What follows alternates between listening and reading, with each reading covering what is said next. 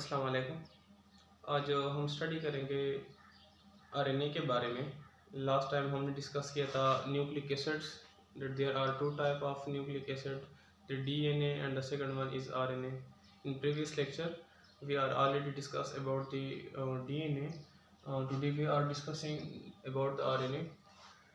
RNA is यानी RNA क्या है हमारे पास? RNA stand for ribonucleic acid. They are the polymer of ribonucleotides. Polymer of ribonucleotides, यानी हमने क्या कहा था कि हमारे पास डीएनए में क्या होते हैं, वहाँ पे न्यूक्लियोटाइड्स होते हैं। तो यहाँ पे जो न्यूक्लियोटाइड है वो राइबोन्यूक्लियोटाइड है। राइबोन्यूक्लियोटाइड वहाँ पे डीऑक्सी न्यूक्लियोटाइड थे, यहाँ पे राइबोन्यूक्लियोटाइड है। यानी हमने कहा था कि डीएनए में जो पेंटोस शुगर है वो क्या है, वो डीऑक्सीराइबोस है। लेकिन आरएनए में जो पेंटोस शुगर है वो क्या है, वो राइबोस है। पेंटोस शुगर राइबोस, यानी वहां पे कार्बन नंबर 2 पे ऑक्सीजन यहाँ पे आरएनए की फॉर्म में रिमूव नहीं होता। आरएनए क्या है, डीएनए डबल स्ट्रैंड था, हेलिकल की फॉर्म में था। आरएनए क्या है, सिंगल स्ट्रैंड है। सिंगल स्ट्रैंड है, जबकि लेटर ऑन क्या कर लेते हैं, ये अपना ऊपर खुद फोल्ड कर लेते हैं और एक किस्म के डबल हेली के कैरेक्टरिस्टिक्स शो करते हैं। वहाँ पे हमने डिस्कस किया था कि वहाँ पे डीएनए में 4 नाइट्रोजनस बेसिस थे। एडेनिन था, गवानीन था, साइटोसिन था एंड थायमीन था। बाकी यहाँ पर भी वही है, लेकिन thymine is replaced by uracil.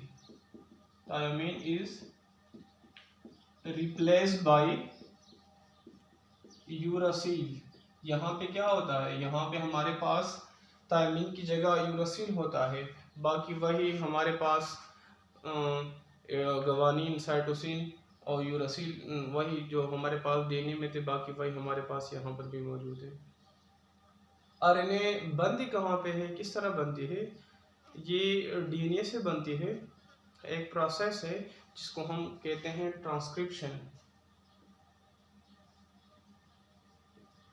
Transcription DNA RNA is found from the DNA by a process known as transcription. एक प्रोसेस है जिसमें क्या होता है कि हमारे पास जो डीएनए है उसको एंजाइम के जरिए उसको कट कर देते हैं और उससे क्या बनता है, हमारे पास आरएनए बनता है। और इस प्रोसेस को हम क्या नाम देते हैं, इसको हम नाम देते हैं ट्रांसक्रिप्शन का नाम। अब हम आते हैं टाइप्स ऑफ आरएनए की तरफ कि आरएनए के कौन कौन से टाइप्स है, इसके फंक्शन क्या है और सेल में कितने परसेंट मौजूद होते हैं। तो हमारे पास टाइप्स ऑफ आरएनए, टाइप्स में हमारे पास इनके 3 टाइप्स है। फर्स्ट हमारे पास है messenger RNA. Messenger RNA which is abbreviated as mRNA। इसको हम एब्रीवेट करते हैं mRNA से, M for messenger, RNA for RNA. Messenger RNA इनके नाम से भी जाहिर है, मैसेंजर यानी ये क्या लेके आते हैं, ये मैसेज लेके आते हैं। मैसेंजर आरएनए कहाँ पे बनती है, न्यूक्लियस के अंदर डीएनए से बनती है और ये मैसेज लेके आते हैं। क्योंकि साइटोप्लाज्म में क्या मौजूद होते हैं, वहाँ पे राइबोसोम्स मौजूद होते हैं, तो ये मैसेज लेके आते हैं राइबोसोम की तरफ। इस वजह से इसको क्या कहते हैं, मैसेंजर आरएनए। कौन सा मैसेज लेके आते हैं, ये लेके आते हैं जेनेटिक मैसेज लेके आते हैं। जेनेटिक मैसेज लेके आते हैं डीएनए से। कहाँ पे लेके आते हैं, राइबोसोम्स में लेके आते हैं। क्योंकि हमें पता है कि राइबोसोम का काम क्या होता है, राइबोसोम का काम synthesis of protein. Ribosome are also called as the factory of protein. Ribosome का क्या काम है, सिंथेसिस ऑफ प्रोटीन, जिसको हम दूसरा नाम देते हैं factory of protein chapter number 4 में हम डिटेल से डिस्कस करेंगे कि राइबोसोम कहाँ पे मौजूद होते हैं। ये साइटोप्लाज्म में मौजूद होते हैं, एंडोप्लाज्म में रेटिकुलम के ऊपर हम तो कहते हैं कि अटैच होते हैं। आया ये अटैच होते हैं या नहीं होते? अगर अटैच होते हैं तो किस टाइम अटैच होते हैं, किस तरह अटैच होते हैं? तो हमारे पास क्या कर लेते हैं, ये जेनेटिक मैसेज लेके आते हैं न्यूक्लियस से, डीएनए से लेकर कहाँ पे लेके आते हैं, राइबोसोम में लेके आते हैं और उससे बता देते हैं कि क्या बनाओ, कि प्रोटीन बनाओ। यानी प्रोटीन, अब प्रोटीन के तो हमारे पास किस चीज़ से बनते हैं, अमीनो एसिड के सीक्वेंस से बनते हैं। तो ये जो मैसेज लेके आता है उसी मैसेज में ये बात इनकोड होती है कि इसने अमीनो एसिड को सीक्वेंस किस तरह देना है, कौन सा प्रोटीन बनाना है। ये हमारे पास सिंगल स्ट्रैंड आरएनए है,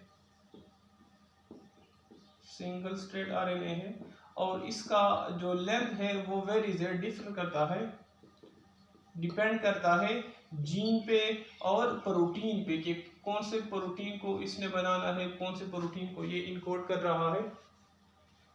फॉर एग्जांपल हमारे पास एक प्रोटीन है, उसमें 1000 अमीनो एसिड्स हैं,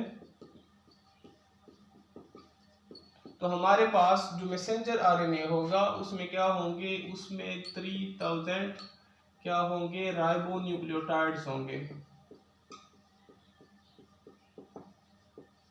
और ये सेल में इसका जो परसेंटेज है तकरीबन होती है 3 to 4%, ये सेल के अंदर क्या होते हैं, ये मौजूद होते हैं। इसके बाद हमारे पास जो सेकंड टाइप की है आरएनए के, उसको हम नाम देते हैं ट्रांसफर आरएनए, जिसको हम सिंपल रिप्रेजेंट करते हैं टीआरएनए से।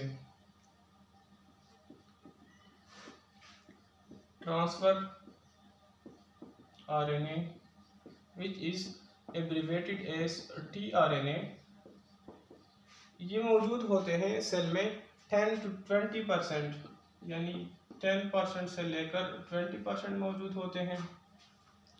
इनके जो स्ट्रैंड होते हैं वो इतने शॉर्ट चेन होते हैं, शॉर्ट चेन होते हैं, तकरीबन होते हैं ये 75 to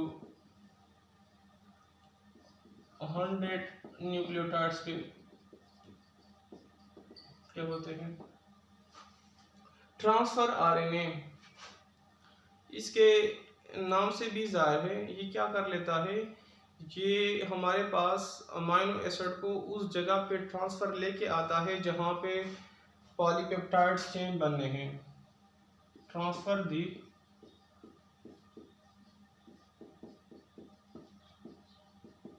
amino acid to site where they transfer into peptide chain या हमारे पास पॉलीपेप्टाइड चेन्स, यानी उस जगह पे लेके आते हैं जहाँ पे क्या होता है, पॉलीपेप्टाइड चेन। यानी पेप्टाइड चेन कहाँ पे बनते हैं, अमीनो एसिड के दरमियान बनते हैं।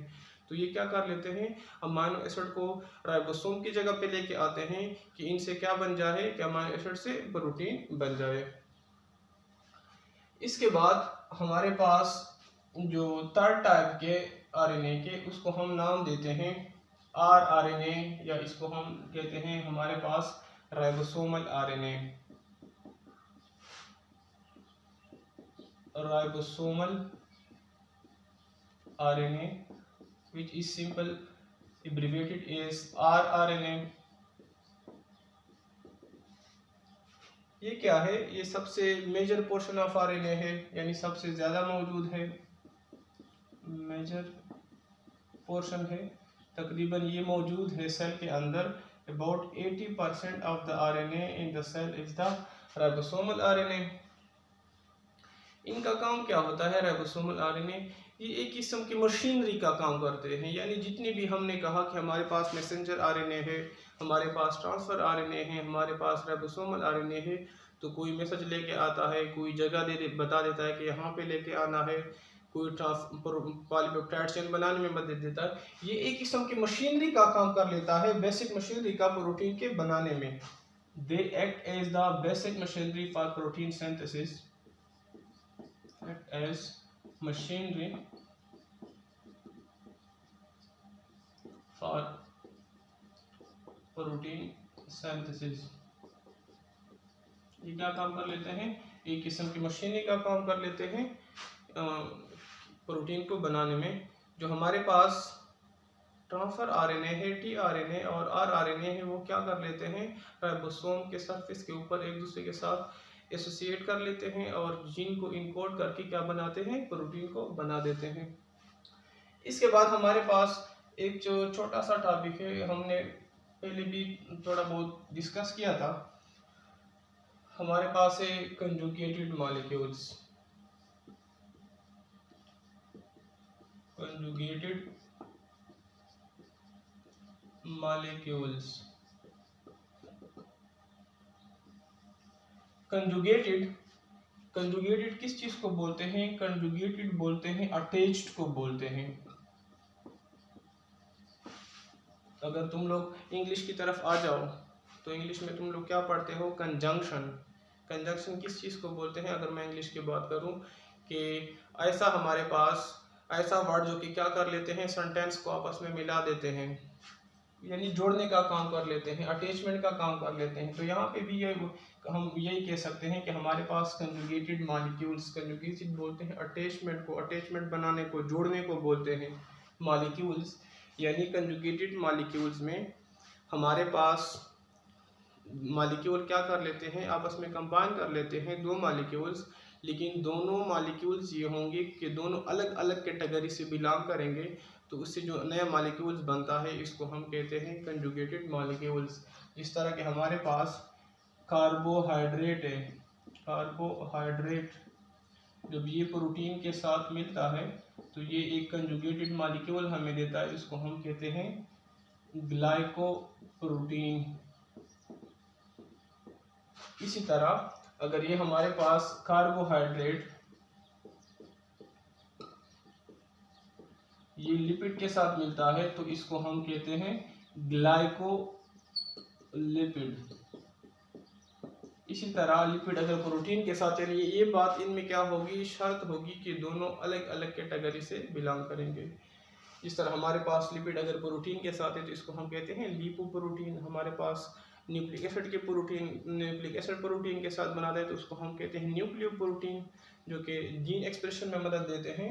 और इस तरह हमारे पास जो ग्लाइकोप्रोटीन है या ग्लाइकोलिपिड है, ये they are the basic constituent of the cell membrane. ये सेल मेम्ब्रेन के अंदर मौजूद होते हैं एज अ इंटेग्रल प्रोटीन। वहाँ पे प्रोटीन होते हैं सेल मेम्ब्रेन में, हम डिस्कस करेंगे इंट्रिंसिक एंड एक्सट्रिंसिक प्रोटीन। तो ये क्या कर लेते हैं, वहाँ पे एक किस्म के इंटीग्रल प्रोटीन का काम कर लेते हैं लिपिड के अंदर, जो कि सेल मेम्ब्रेन में मौजूद होते हैं। That's all about the RNA and conjugated molecules, and that's the end of chapter number 2. Next time we will start chapter number 3, enzyme. That's all about the lecture.